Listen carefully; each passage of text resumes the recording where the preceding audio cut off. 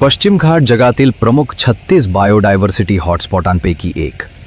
सस्तन प्राणी, पक्षी, सरीसृप, उभयचर, जलचर आणि वनस्पतींच्या असंख्य प्रजातीनं समृद्ध अशा या पश्चिम घाटाला युनेस्कोनं जागतिक वारसा स्थळ म्हणून घोषित केले आहे. खास करून भारताच्या ईशान्येकडील मणिपूर, आसाम, पश्चिम बंगाल, ओडिसा राज्यांमध्ये उगवला जाणारा पश्चिम महाराष्ट्रातील कोल्हापूर जिल्ह्यामध्ये प्रथमच यावर संशोधन करून लागवड करण्यात येणारा एक पौष्टिक तांदूळ म्हणजे ब्लॅक राईस, अर्थातच काळा तांदूळ. आपल्या रोजच्या जेवणातलं सगळ्यात महत्त्वाचं अन्न म्हणजे भात. सकाळचा भात, दुपारचा वरण भात, संध्याकाळचा तूप भात, सणावारातील पुरणपोळीचं जेवण असो किंवा आजारपणातला पातळ भात. भाताशिवाय आपलं जेवणच पूर्ण होत नाही. पण हा भात आपल्या ताटात येईपर्यंत त्यामागे असलेला हजारो वर्षांचा इतिहास, शेतकऱ्यांनी काबाड कष्ट करून गाळलेला घाम आणि निसर्गानं दिलेली साथ असते. ज्याचा आपण भात बनवतो त्या तांदळाच्या वाणात काळानुसार आपल्याला बदल होत गेल्याचं दिसून येते. साधा पांढरा भात, तपकिरी भात, घनसाळ भात, सुगंधी बासमती भात. प्रत्येक भागात तिथल्या हवामानानुसार आणि तिथल्या मातीप्रमाणे वेगळं वाण पिकवलं जातं. आज जागतिक स्तरावर कृषी क्षेत्रात संशोधन करणारी विद्यापीठे असो की संशोधक असो, तांदळावर वेगवेगळे प्रयोग करून नवीन वाणांची निर्मिती करतायत. काही संशोधकांच्या म्हणण्यानुसार तांदळाचा शोध चीनमधील यांगत्झी नदीच्या खोऱ्यात लागलाय. पण जगातील तांदूळ निर्यातींच्या देशांपैकी भारत हा प्रमुख निर्यातदार देश आहे. 2024-2025च्या आकडेवारीनुसार भारत हा जगातील तांदळाचा सर्वोच्च निर्यातदार देश असून दररोज सुमारे 20 दशलक्ष मॅट्रिक टनपेक्षा जास्त तांदूळ निर्यात करतोय. तसेच भारताच्या विविध राज्यांमध्ये सुद्धा तांदळाच्या वाणांवर संशोधन सुरू आहे.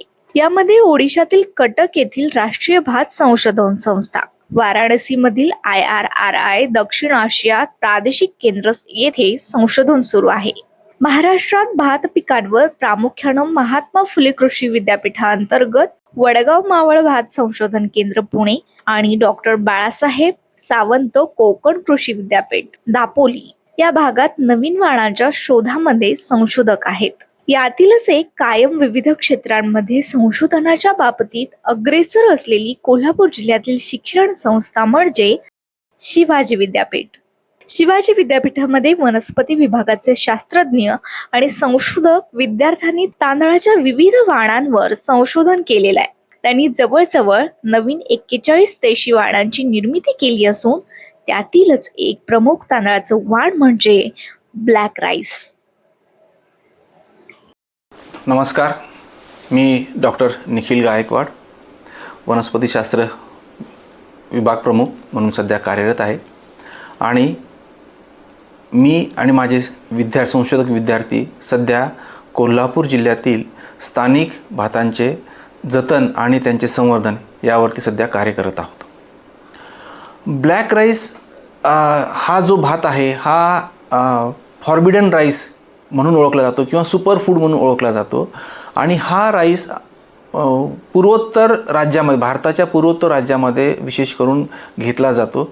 आणि तेथील राजघराण्यासाठी हा राईस किंवा भात हा राखीव म्हणून ठेवलेला आहे असं दिसून येतं लिटरेचरमध्ये. त्यामध्ये असं दिसून आलं की याच्यामध्ये पौष्टिक गुणधर्म भरभरून प्रमाणात आहेत, जसे की याच्यामध्ये अँथोसायनिन कंटेंट ही खूप जास्त प्रमाणात आहे. आणि ह्या अँथोसायनिन कंटेंटमुळे त्या भाताच्या दाण्यांना एक जांभळट किंवा काळसर रंग येतो. आणि याच्यामध्ये मिनरल्स भरपूर प्रमाणात आहेत, जसे की झिंक आहे, आयरन आहे, त्याचसोबत अँटीऑक्सिडंट आहेत. आणि या सगळ्या याच्यामुळे या भाताची जी पौष्टिक गुणधर्म आहेत हे इतर भातांच्या पेक्षा खूप जास्त आहेत. म्हणून आम्ही या ब्लॅक राईसच्या संशोधनाकडे वळलो.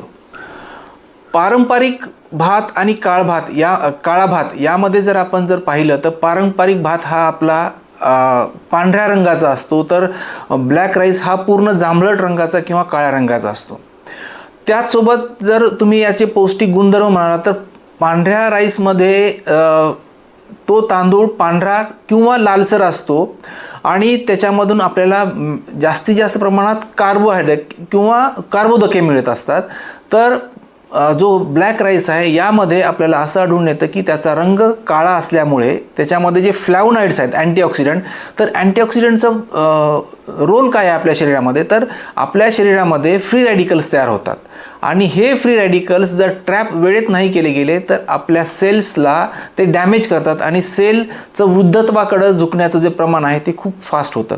तर हे सगळे अँटीऑक्सिडंट असलेले फ्री रॅडिकल ट्रॅप करतात आणि त्यामुळे जे आपल्या शरीरामध्ये होणारे जे काही बदल आहेत, जसे की आपल्याला हृदयरोग होणे किंवा आपल्यामध्ये डायबिटीज होणे किंवा आपल्या रक्तवाहिन्यांची जी कार्यप्रणाली आहे ती, तर या सगळ्यापासनं फ्री रॅडिकल तयार झाल्यामुळे यांच्या सगळ्या कार्यप्रणालीवरती परिणाम होतो. तर हे फ्री रॅडिकल वेळीच आपण जर ट्रॅप केले तर यापासनं होणारे जे धोके आहेत, संभावित धोके आहेत, त्यापासनं आपण आपली प्रोटेक्शन करू शकतो. हे काळ भातामध्ये ब्लॅक राईसमध्ये दिसून येतं. त्याचसोबत उत्पादनाचा जर आपण विचार केला तर पांढरा राईस आहे हा उत्पादनामध्ये जास्त उत्पन्न देणार आहे. शेतकऱ्यांचा कल या पांढऱ्या तांदळाकडे जास्त आहे, कारण ब्लॅक राईस हा एक पारंपरिक वाण आहे आणि तो फक्त उत्तर भारतातील काही राज्यामध्ये घेतला, पूर्वोत्तर भागामध्ये घेतला जातो आणि त्यामध्ये उत्पादन क्षमता कमी आहे. भलेही याच्यामध्ये चांगले गुणधर्म आहेत पण उत्पादन क्षमता कमी असल्यामुळे पूर्ण भारतामध्ये पांढरा तांदूळ घेण्यामध्ये शेतकऱ्यांचा जास्त कल दिसून येतो. सामान्यतः जर आपण पाहिलं तर ब्लॅक राईस जेव्हा आपण लावायचा प्रयत्न करतो तेव्हा तुमची शेती कोणत्या प्रकारची आहे त्यानुसार, म्हणजे अगदी कोरडवाहू असेल किंवा अगदी पाणथळ जमीन असेल तर त्यानुसार त्याच्यामध्ये लागवड करता येते. पण मुख्यत्व करून ब्लॅक राईस हा पाणथळ सारख्या जमिनीमध्ये पहिल्यांदा रोपं करून घेतली जातात. 21 ते 25 दिवसाची रोपं तयार केली जातात आणि त्यानंतर मग ते चिखलगुटा करून त्याच्यामध्ये ती लावली जातात. याच्यामध्ये असं लक्षात येतं की आपण साळ पेरून किंवा काळ्या तांदळाचे बियाणं पेरून जे उत्पन्न येतं त्यापेक्षा रोपं तयार करून चिखलगुटा करून लावल्यानंतर जर आपण पाहिलं तर त्याच्यामध्ये उत्पन्न हे जास्त येतं. जर आपण काही छोट्या क्षेत्रामध्ये जरी हा तांदूळ आपल्या शेतामध्ये जर लावला आणि त्यापासून उत्पन्न जर आपण घेतलं तर असं लक्षात येतं की पांढऱ्या तांदळापेक्षा या काळ्या तांदळाला बाजारामध्ये खूप चांगली तुम्हाला मागणी सध्या निर्माण झालेली आहे आणि त्यासोबत याला प्राईस पण चांगली मिळते, किंमत चांगली मिळते. साधारणतः 250 ते 300 रुपये किलोनी हा तांदूळ बाजारामध्ये विकला जात आहे. त्यामुळे आपण काही प्रयोगशील शेतकऱ्यांनी एकत्र येऊन जर आपण हा प्रयोग करायचा जर ठरवला तर निश्चितच आपल्याला आपल्या घरच्यांनाही आपल्याला पौष्टिक तांदूळ रोजच्या आहारामध्ये मिळू शकेल. त्याचसोबत आपलं अर्थार्जनही चांगल्या प्रकारे होईल. आम्ही जे काही सुधारित वाण तयार केलेले आहेत, जे महाराष्ट्रातील वातावरणाशी एकरूप होतील अशा प्रकारची वाण तयार केलेली आहेत. तयार केल्यानंतर लगेच ते शेतकऱ्यांना उपलब्ध करून देता येत नाहीत, कारण त्याच्या अगोदर त्याच्या शास्त्रीय चाचण्या होणं गरजेचं आहे. माझा संशोधनाचा विषय हा ब्लॅक राईसचं म्युटेशन करून त्याच्यामधून नवीन वाण तयार करणे हा माझा संशोधनाचा विषय आहे आणि आत्ता 5 वर्ष आम्ही ते संशोधन केलेलं आहे आणि त्याच्यानंतरनं मल्टी लोकेशन ट्रायलच्या नंतरनं आपण ते वाण शेतकऱ्यांसाठी उपलब्ध करून देऊ शकतो. भाताच्या हजारो वर्षांच्या प्रवासात आता ब्लॅक राईसच्या रूपाने एक नवे आणि पौष्टिक पर्व सुरू झाले आहे. संशोधकांचे कष्ट आणि शेतकऱ्यांची जिद्द यातून पिकलेला हा तांदूळ आपल्या समृद्ध कृषी संस्कृतीला एका वेगळ्या उंचीवर नेऊन ठेवेल, यात मात्र शंका नाही.